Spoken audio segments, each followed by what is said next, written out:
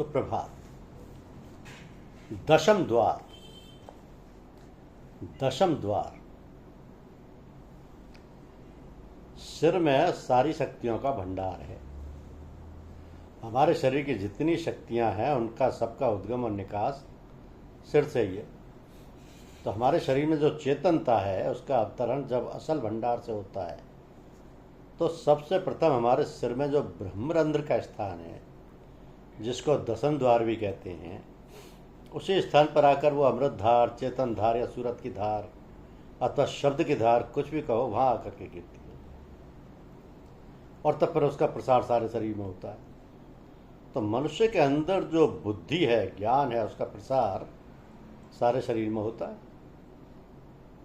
मनुष्य के अंदर जो बुद्धि है, ज्ञान है, उसका स्थान भी सिर में ही है। अतः बुद्धि ज्ञान द्वारा उसका विवेचन, उसका समाधान, उसका किस प्रकार से आदान प्रदान और व्यवहार आदि होता है, इसको समझिए। क्योंकि सिर शरीर का अधिपति है और उसके बिना शरीर का कोई मूल्य नहीं।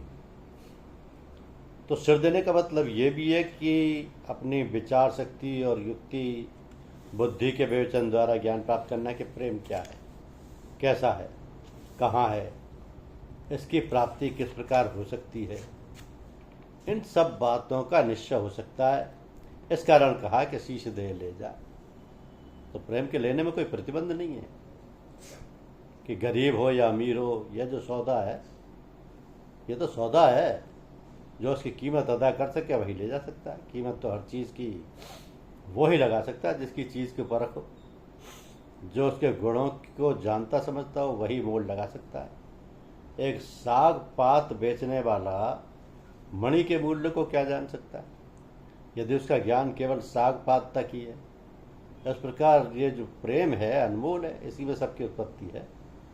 तो जो इससे उत्पन्न है वो उसकी कीमत को, उसके पूर्ण गुणों को, उसकी असल सत्ता को कैसे जान सकता है, कैसे आँक सकता है, कैसे जान सकता है?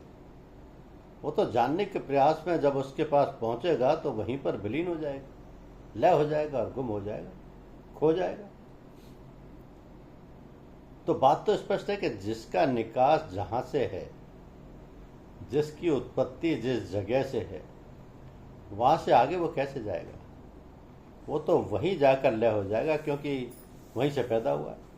जानत तुम्हीं है जाई वाली बात यहाँ पर आकर के सच हो जाती है। तो ऐसी है प्रेम की सत्ता महत्ता। इसीलिए तो कहा है कि प्रेम न बाड़ी उपजे, प्रेम न हाट बिका, राजा प्रजा जही रुचे, शीश दई ले जा। धन्यवाद।